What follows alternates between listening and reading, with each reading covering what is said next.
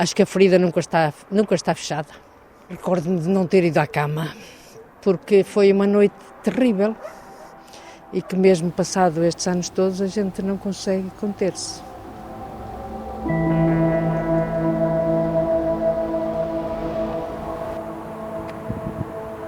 Penso na minha mãe, penso no meu irmão, penso como é que foi eles morreram, a aflição deles. Sinto que ela que morreu a lembrar-se de nós. Tive um pressentimento, uma dor no peito, parecia que o coração me saltava nessa hora e penso nisto tudo e rezo por eles.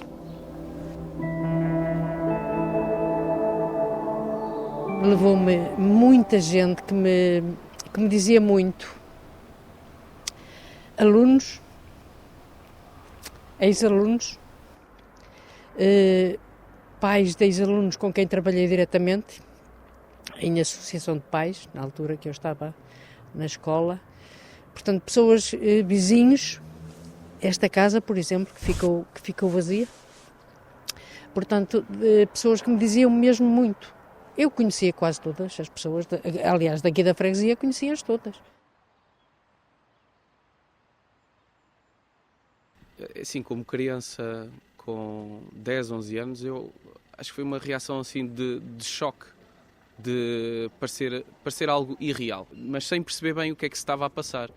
A ver os adultos à minha volta bastante consternados, bastante preocupados e depois, claro, automaticamente passou-me pela cabeça, sobretudo, uma pessoa em particular, não é? Que é uma menina que fazia o percurso para a escola comigo, praticamente diariamente, e pronto, realmente aí comecei a assimilar melhor aquilo que se estava a passar e que se calhar não voltaria a ver essa menina. Mas havia outros meninos, outras crianças que também faleceram na tragédia. Recordo-me de um menino que era o Bruno, que vivia perto da minha avó, da casa da minha avó, portanto era uma criança com quem brincava.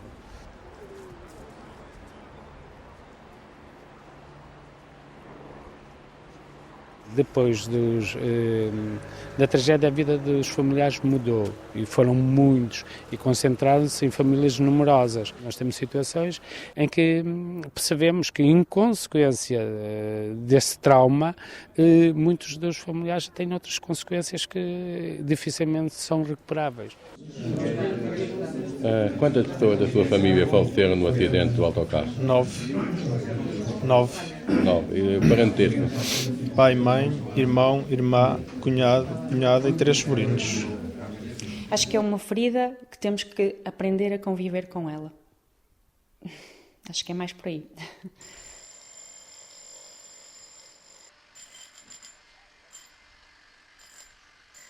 A verdade é que ainda dói muito. Sim, para os familiares diretos, sim. Aliás, o dia 4 de março é sempre um dia que quase que nós, eu e a minha colega, não é, psicólogos, antecipamos e falámos abertamente com os utentes, não é, sobre isso, na medida de ajudá-los a gerir esse dia, porque é sempre um dia muito difícil para eles, sim. Por isso eu acho que sim, que ainda está muito presente, esta, que de certa forma marcou uma geração, não é? E continua a marcar. O doutor Paulo é muito coisa, sou eu. Era assim, era mais gordinha. E diga-me uma coisa. Neste momento sou seguida ainda em Psicologia e Psiquiatria, continuo com esse apoio. Uma fase que suspendi, mas voltei com a parte da doença da minha irmã a descair e tomo medicação para dormir e de facto durmo e descanso, não sonho. E a medicação não me deixa sonhar.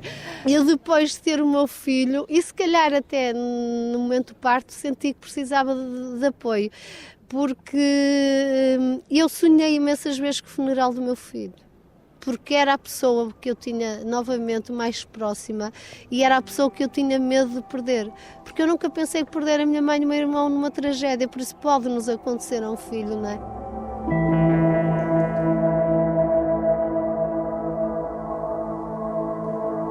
Há pessoas que retomam e ficam, há pessoas que acabam por não ter usufruído desse apoio no início e voltam mais tarde, há pessoas que desistem, procuram outros apoios e depois retornam, ou seja, não é linear desde a tragédia até aqui.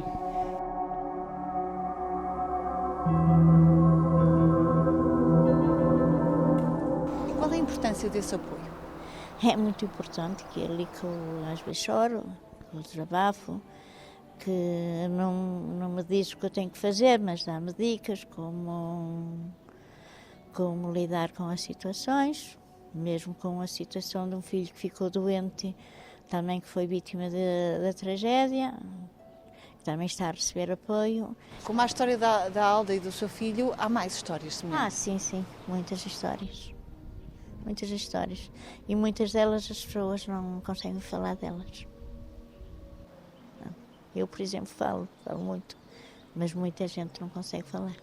Ajuda-lhe assim a falar? Ajuda a mim, faz-me bem falar, faz-me bem reviver, e todas as vezes que eu falo naquele dia, eu vivo aquele dia como fosse um presente.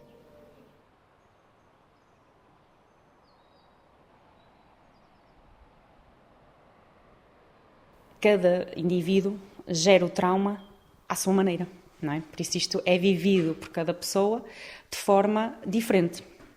O retrato é que, efetivamente, há um ponto comum a todas estas pessoas, que é esta dor associada, este sofrimento associada a esse evento e que se mantém, apesar de os 25 anos passarem, há sempre ali, aqui aparece esta dificuldade de lidar com esse evento do passado. Aprendemos que lembrar é um compromisso. Compromisso com aqueles que partiram, compromisso com as famílias que ficaram. Ainda percebemos que muita gente ainda está a fazer o luto. O facto de não se ter recuperado os corpos é um luto complicado e é um luto que não é, às vezes não é compreensível, muitas vezes até para os próprios médicos que fazem esse acompanhamento.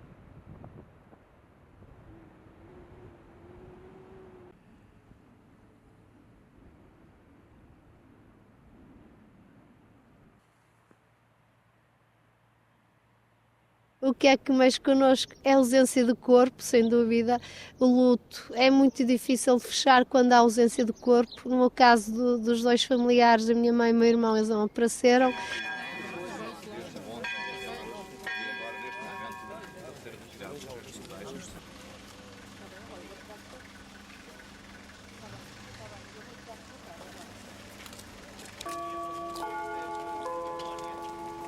Passado em uns 3 anos eu fui à Espanha uma semana de férias e eu bateu-me que a carteira da minha mãe tinha aparecido em Espanha e imaginei, eu só procurava por trás das rochas e imaginei que ia trazer de volta para os meus irmãos. Estávamos muito doentes.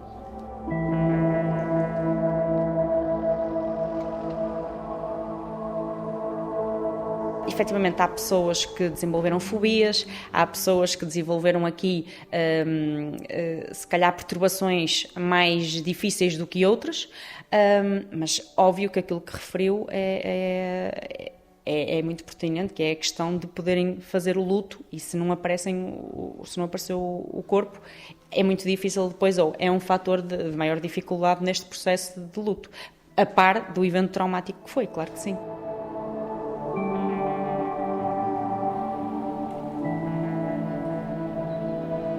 Fim de 25 anos ainda há muitas problemáticas que assistimos que são muito complexas. Por exemplo?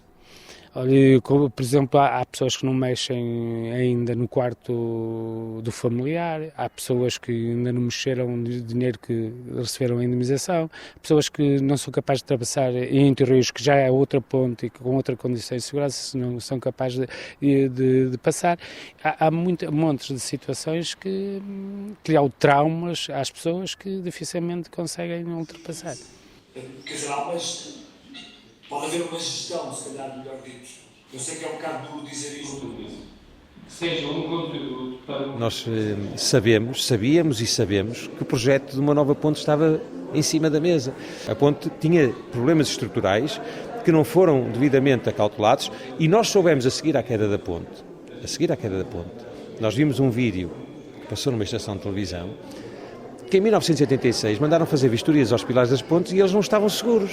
Por isso, alguém tinha que... E essa responsabilidade não existiu, porque a culpa morreu solteira, não é?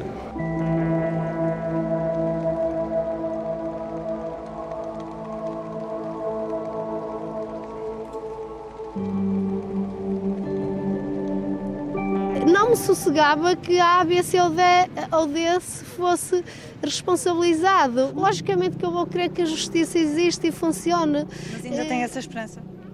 Já não temos essa esperança e nós fechamos. E achamos que devíamos ter fechado o processo só recorrendo para o Tribunal Europeu, mas vimos que não tínhamos, não haveria matéria e não chegaríamos a mais lado nenhum. E mais uma vez ia ser uma desilusão e um desgaste emocional enorme, porque todas as sessões de julgamento que repetíamos sucessivamente os nomes, o que aconteceu, e depois, passado muitas sessões, chegávamos ao fim e ouvíamos que tudo se deveu a causas naturais e os arguidos eram absolvidos, era um desgaste enorme, era chocante, eles faziam-me lágrimas, como todos os outros, e chegamos a um ponto que sentimos que era fazer sofrer mais os familiares e não íamos ter outro resultado senão este.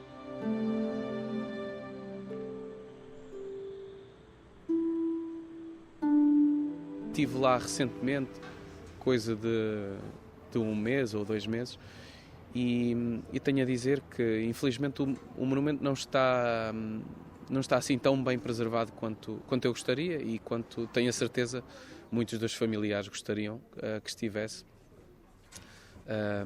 E acho que seria bom que houvesse uma intervenção para de alguma forma preservar essa memória, não é? E que no fundo aquele monumento é uma espécie de cemitério para estas pessoas que não temos os corpos, que não podem ser velados, não é? Acredito que aquele sítio seja uma forma que as famílias têm para prestar a sua homenagem e, portanto, era importantíssimo que estivesse zelado, não é? E que tivesse uma manutenção frequente.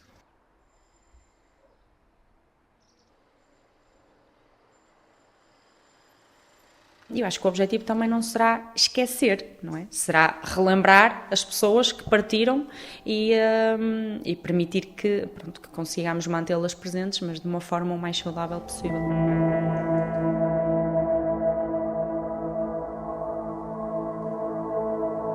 Eu faço um balanço muito positivo da atitude dos familiares, porque perceberam para além da morte há vida e que isso é que eles têm que centrar o seu foco nessa esperança. E vejo a normalidade num lugar, não é?